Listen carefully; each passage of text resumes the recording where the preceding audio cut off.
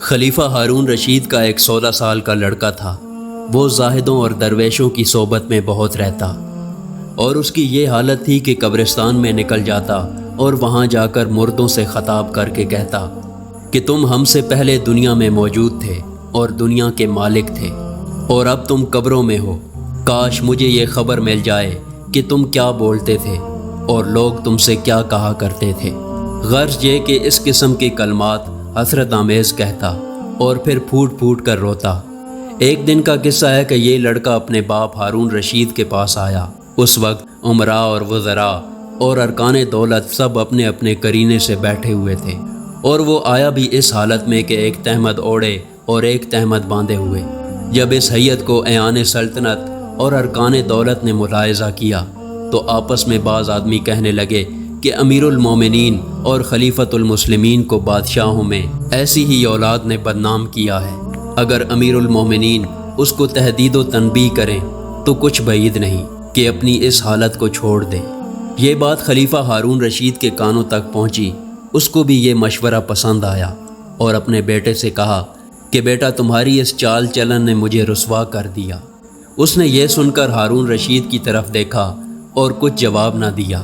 اتفاقاً ایک پرندہ قلعے کی برج پر بیٹھا تھا۔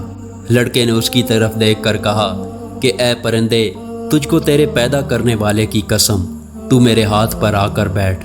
اور وہ پرندہ یہ سن کر فوراً لڑکے کے ہاتھ پر آ کر بیٹھ گیا۔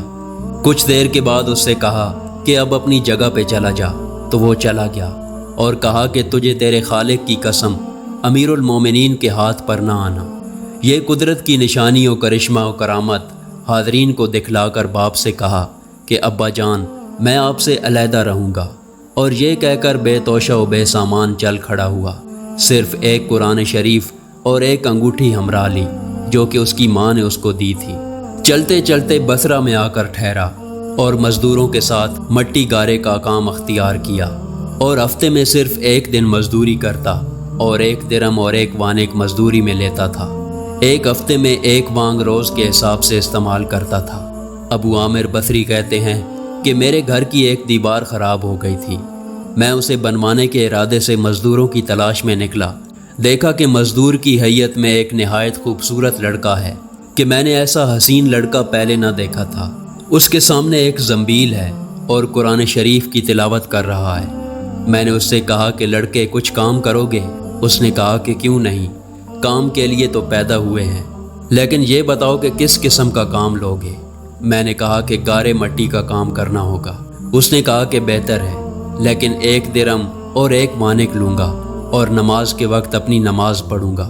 میں نے کہا کہ منظور ہے۔ میں اس کو لے آیا اور کام پہ لگا کر چلا گیا۔ جب مغرب کا وقت آیا تو آ کر کیا دیکھتا ہوں کہ اس نے 10 آدمیوں کے برابر کا کام کیا ہے۔ میں اسے 1 درہم اور 1 وانق دینے کے بجائے 2 درہم پورے دینے لگا۔ اس نے کہا کہ اے ابو عامر، میں اسے لے کر کیا کروں گا، اور لینے سے انکار کر دیا۔ پھر میں نے 1 درہم اور 1 وانق دے کر اسے رخصت کر دیا۔ دوسرے دن پھر میں اس کی تلاش میں بازار گیا۔ ہر طرف تلاش کیا لیکن وہ کہیں نہیں ملا۔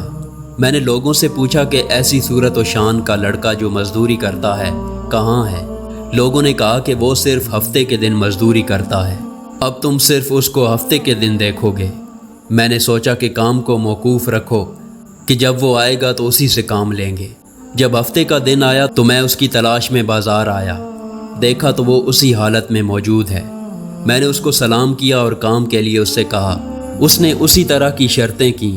میں سب قبول کر کے اسے لے آیا اور اسے کام پہ لگا دیا، اور دور بیٹھ کر دیکھا کہ یہ کس طرح اس قدر اتنے جلدی کام کر لیتا ہے، اور میں ایسے موقع پر بیٹھا کہ میں اس کو دیکھوں اور وہ نہ دیکھے۔ دیکھتا کیا ہوں کہ اس نے ہاتھ میں گارا لیا اور دیوار پر تھوپا، اور اس کے پتھر خود بخود آپس میں ایک دوسرے سے ملتے جاتے۔ میں نے اپنے جی میں کہا کہ یہ خدا رسیدہ شخص ہے، اور ایسے لوگوں کی اسی طرح اللہ تعالیٰ کی طرف سے اعانت اور مدد ہوا کرتی ہے۔ جب اس نے شام کو واپسی کا قصد کیا تو میں اسے 3 درہم دینے لگا، لیکن اس نے انکار کر دیا اور صرف 1 درہم اور 1 وانق لے کر چلا گیا۔ تیسرے ہفتے کو پھر میں بازار آیا تو اس جوان کو نہ دیکھا۔ لوگوں سے اس کا حال پوچھا تو معلوم ہوا کہ وہ 3 دن سے ایک ویرانے میں بیمار پڑا ہے اور موت کے قریب ہے۔ میں نے ایک شخص سے کہا کہ بھائی مجھے وہاں لے چلو جہاں وہ بیمار پڑا ہے۔ وہ مجھے ایک ویرانے میں لے گیا۔ وہاں جا کر دیکھا کہ وہاں نہ در ہے نہ دروازہ، نہ مسحری نہ کوئی سامان راحت۔ وہ میدان میں بے کسو بے بس بے ہوش پڑا ہے۔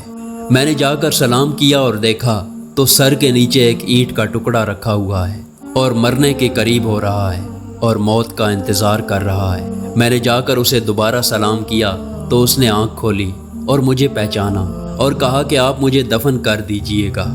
یہ قرآن شریف اور انگوٹھی امیر المومنین ہارون رشید کے پاس پہنچا دینا۔ دیکھو یہ خیال رکھنا کہ تم اپنے ہاتھ سے امیر المومنین کے ہاتھ میں دینا اور یہ کہنا کہ یہ میرے پاس تمہاری ایک امانت ہے، ایک مسافر مسکین لڑکے نے سپرد کی ہے۔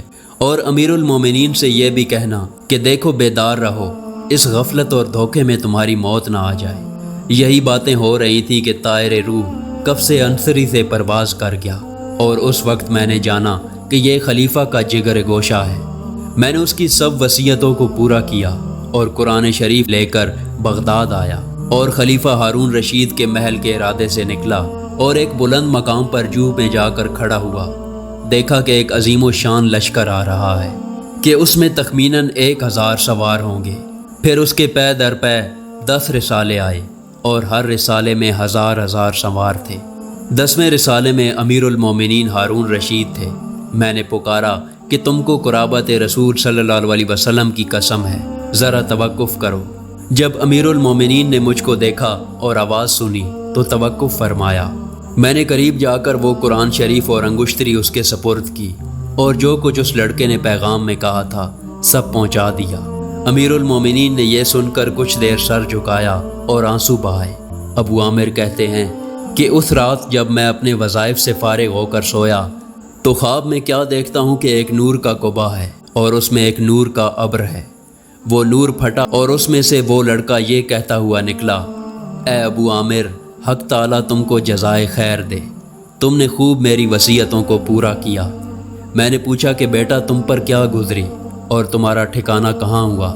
اس نے کہا کہ اپنے پروردگار رحیم و کریم کے پاس ہوں اور وہ مجھ سے راضی ہے اور مجھے ایسی نعمتیں عطا فرمائیں کہ نہ کسی آنکھ نے دیکھی اور نہ کسی کان نے سنی اور نہ کسی کے دل پر ان کا خیال تک گزرا۔